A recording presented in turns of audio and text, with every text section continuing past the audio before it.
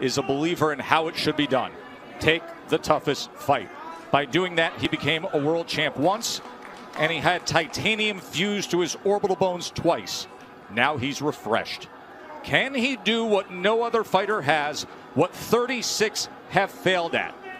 I think one of the things that's so exciting about this fight, right, is the fact that there is all the potential in the world for this to... We find out now. Round number one, and Dre, I offer you this. Among all the analysis of what could happen in this fight that gives Kell Brook hope is that Bud Crawford at times has been a slow starter. In fact, Dre, the fight we did against Egis Kavyaskis, Egis outlanded Crawford total punches over the course of the first 3 rounds. What should be Brook's approach early on? Well, he can't get reckless, but he needs to start fast, start picking up that jab. I think Brook is realizing right now that Terence Crawford is a lot longer than he realized, and the space between, you know, where he is now and actually hitting Crawford is a lot further than he realized. But yes, coming off 11-month layoff, being, you know, a slow starter historically, the first few rounds, Brook wants to win those.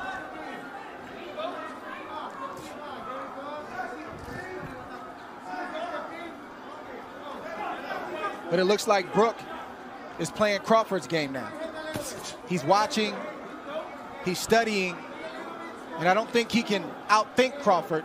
He's got to start to let those hands go as he comes behind that left hand. See, Brook thing is timing. That's his thing. He wants to time Crawford on the way in. You know, Brook also has a great jab, a sharp jab, a strong jab. And you can see Terence Crawford trying to figure out how he can land his jab without getting hit.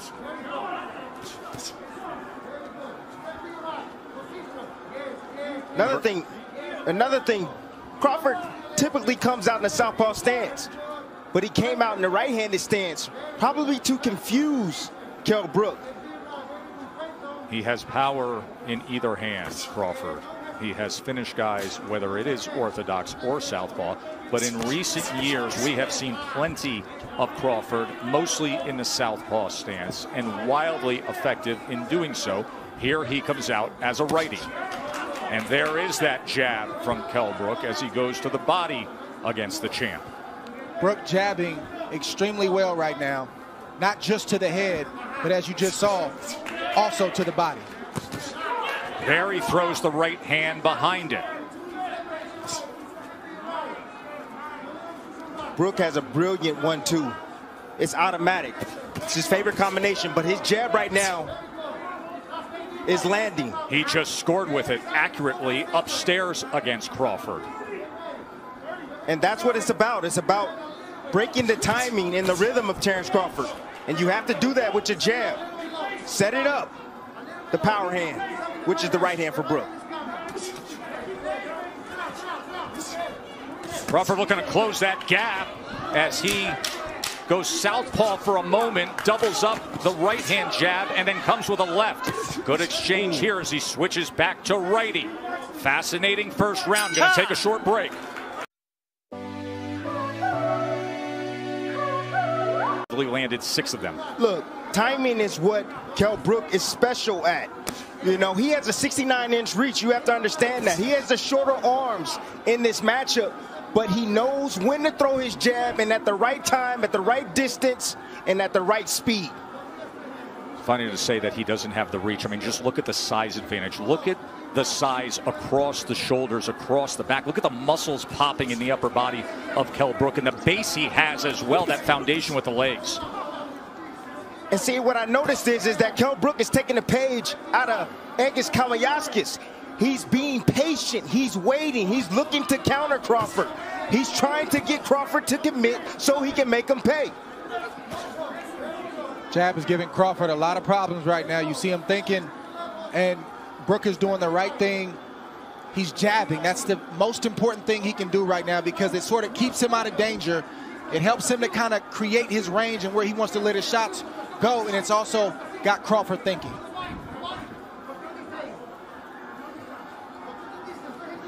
The fight's going to get interesting if Crawford is able to make adjustments. I've seen Brook have a great plan A. He's got a great boxing ability, but when fights get deep and there's time to make adjustments, like in the Spence fight, I don't see him make that adjustment. We've seen Crawford do it in the past. He's going to have to do it right now because plan A, Brook has the advantage. Spence fight happened in May of 2017. That was the last time Brook fought at this 147-pound limit. He was fighting brilliantly, and then Spence got to him with the power and scored an 11th round TKO with a broken left orbital bone suffered. You also want to see how Brook takes the shots of Crawford as he starts to land clean, flush shots.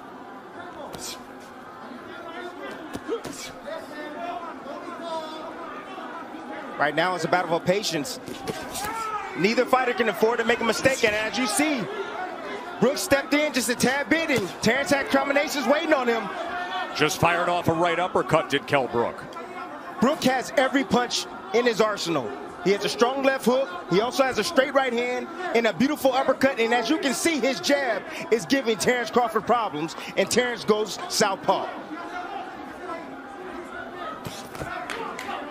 Crawford switches for one of two reasons. Either he sees something, or what he was doing in the right-handed stance wasn't working. What do you suspect here, Dre?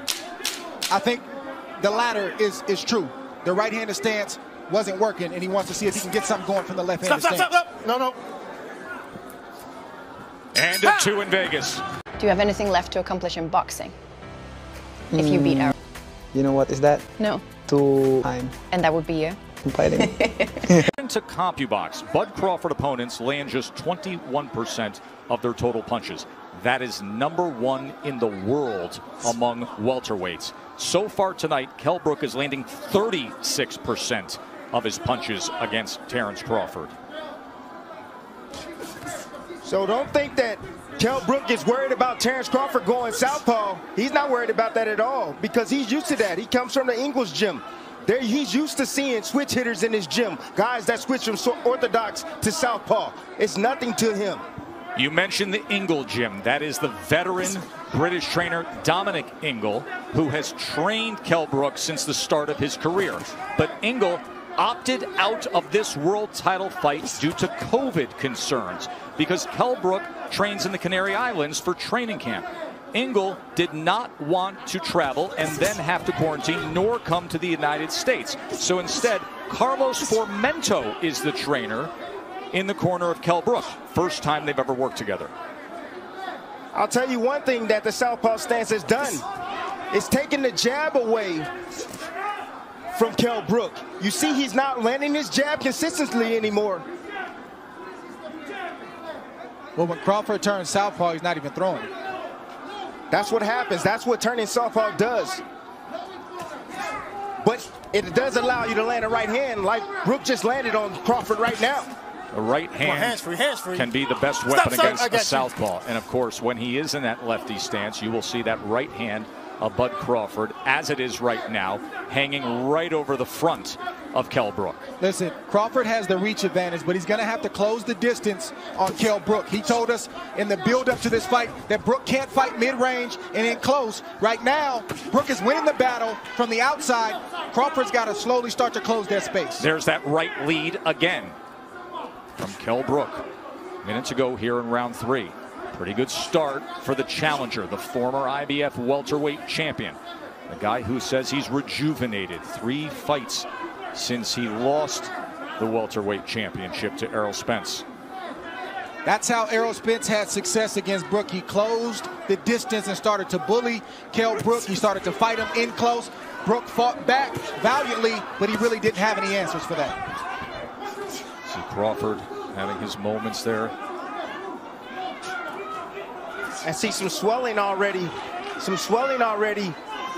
On the right eye of Terence Crawford, in the right hand, right down the middle, that just lands for Kell Brook. And there's a right hand from Crawford. Way to answer that right hand.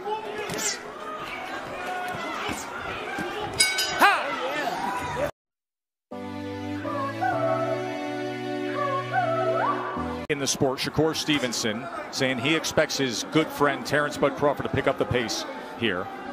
CompuBox has Kell Brook 24 of 99 punches, Crawford 25 of 93.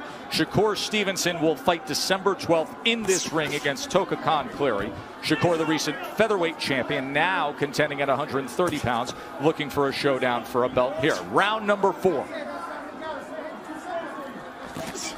Crawford has to continue to get his lead foot outside the lead foot of Brook to have success with his offense. That will put him in a safe position to let his combinations go. Beautiful right hand. And the champ gets to him. Get over here. Just like that. Get over here. Terence "Bud" Crawford hits the 6, gas. 7, 8. Come to me. Come to me. You all right? Yeah. Give you a chance. One of the best closers in the game. 27 knockouts in his career. Do we have 28 right here? This fight is also thundering in. Look at Crawford. Vicious attack to close it. No.